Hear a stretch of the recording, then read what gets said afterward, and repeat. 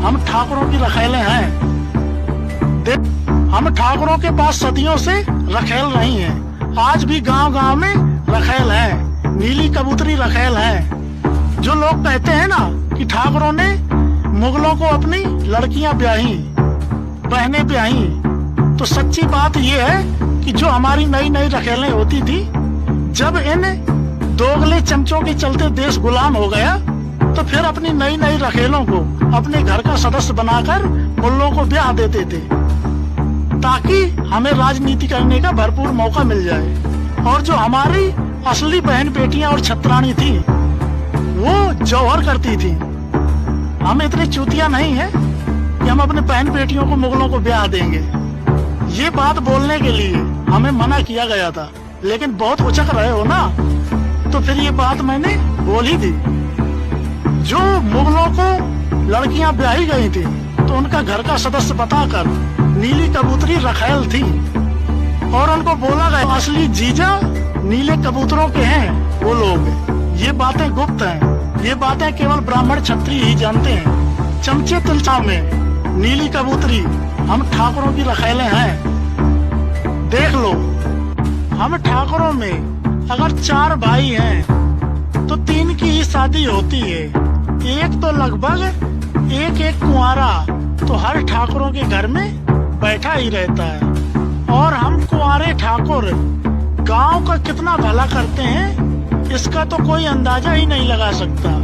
हम ठाकुरों के पाट छाड़ बर्तन नहीं है, और वो पैदाइशी भिखारी हैं। वो लोग कर लेते हैं शादी, फिर अपना घर परिवार चलाने के लिए वो निकल जाते हैं बाहर कमाने के लिए, अपने बीवी बच्चे छोड़कर।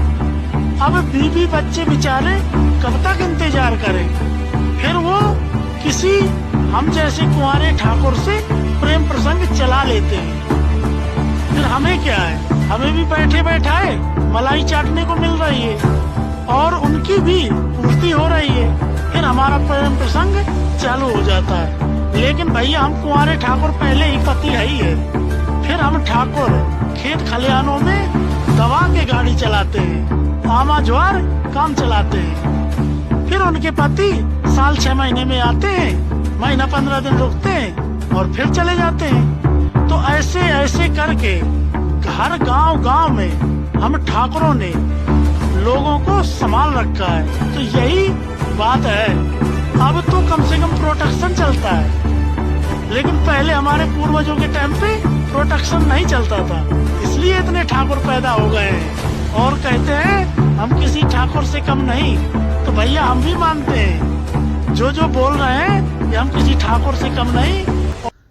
दोस्तों, ये जो आप लोग ने अभी वीडियो देखा है, इस व्यक्ति का नाम है कमल सिंह राघवंश, ऐसा कुछ है उसका फेसबुक आईडी में। आप लोग अगर कमेंट करता है तो मैं उसका फेसबुक आईडी का लिंक भी मैं आप लोग को शेयर कर दूंगा। अभी देखिए इस आदमी का क्या मानसिकता है, क्या सोच है इसका, छोटी जाति दलित वगैरह के जो छोटी जाति का लोग हैं उनके बारे में।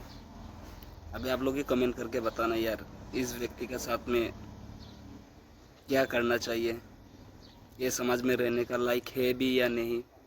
आप लोग का क्या सोच है इसके बारे में कमेंट में बताना।